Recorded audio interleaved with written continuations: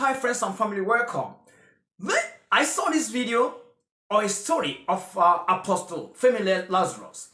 He's told a story of a pastor that won a lottery and closed down a church. Guys, a pastor winning a lottery, Niger bet, and closing down a church. Guys, let's watch it out. I heard the story of a pastor who won. How can a pastor, may God help me. How can a pastor be winning Niger bet?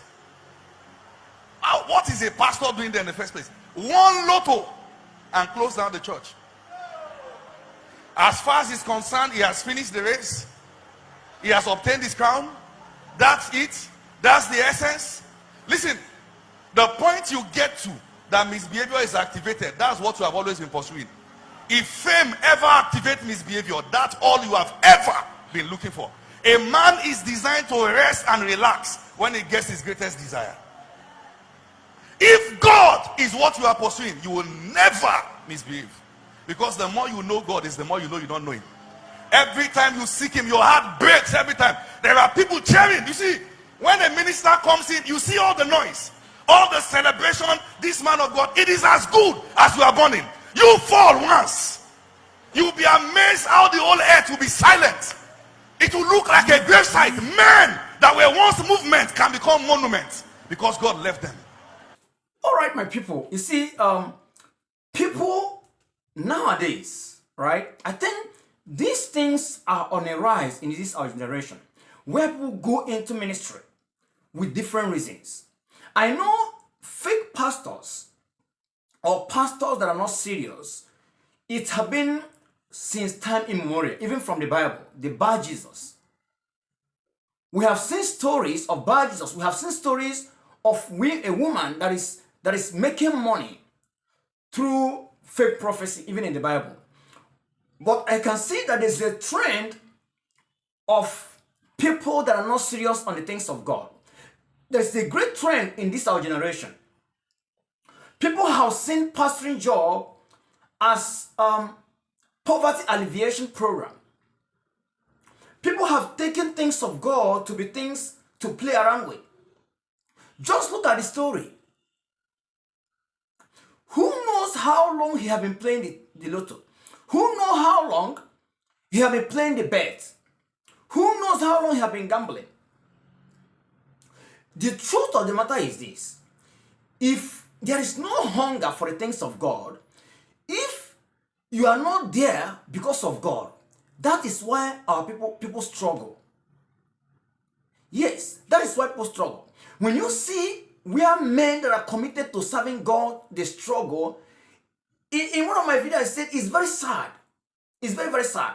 But sometimes it's because people go into ministry, people become pastor, people become, how do I say? People go full-time into pastoring job with wrong reason. And you see, the things of God is this. If you don't do it right, you don't get results. It's not ordinary, it's not things of men. If you don't do it right, there's no result. That's why you see sometimes people struggle and struggle and struggle, but there's no result. It's very sad. So how long, who knows how long this pastor have been playing this? So for him, closing church because of winning the lottery means that his main intention is to hammer. It means that he's gathering all this congregation, he's gathering these people just for financial gain. So once they've gotten that financial gain, once Niger Bet has given him that financial gain, he's done already. All he wanted is money.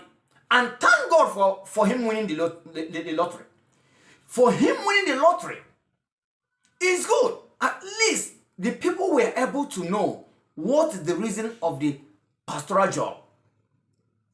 If he did not win the lottery, if he did not win the Niger Bet, people will still be following him, thinking that they are following a pastor. They never knew that they are following someone that is after the things of the world. Someone that is after money. Yes. Who knows if he didn't win? Who knows how long he will keep on deceiving people, deceiving innocent people, deceiving gullible people. Gullible people that think that this is a man of God, but they never know that this person is just looking for money. I also had a similar story of a Ugandan pastor that won, I think, 100 million Ugandan shilling. I heard that news. I don't know if that is the same one that Apostle Lazarus is referring to or a different one. I guess it's a different one. Because this one, the one that happened in Uganda last year, I think that was last year. That one was not Niger bet. But this one, Apostle Lazarus was saying is Niger bet. So how long are we going to be doing all these things? How long are we going to be deceiving people? How long are innocent people going to be misled? Because this kind of person, peradventure, he have tried tithe and offering, it didn't work. He have tried all kind of comic ways of getting money, but it didn't work. And now God or whatever have answered the prayer for him to win the Niger bet, and he closed down the church. He did not think, what about the flocks? What about the souls that have been committed to him? At least hand it over to another pastor. Maybe few souls will be saved there. This thing is becoming very common this time. I know of a pastor that sold a church and opened a business. I know of a pastor that sold a church, sold the whole church, both the instruments, both the chairs, both the pulpit and everything, and start a business. So this is how you know that people come to become a pastor because of one thing or the other. And it doesn't matter what is the reason. If it's not for God, you will struggle as if God doesn't exist. Because the reason why you started it is not for him, so he's not there. And you know the funny part of it? When they are doing this kind of thing, once in a while, one thing or the other thing will happen. Miracle will happen, and people will believe it. People will believe it. Sometimes things will happen coincidentally, and people will believe it. And let me shock you.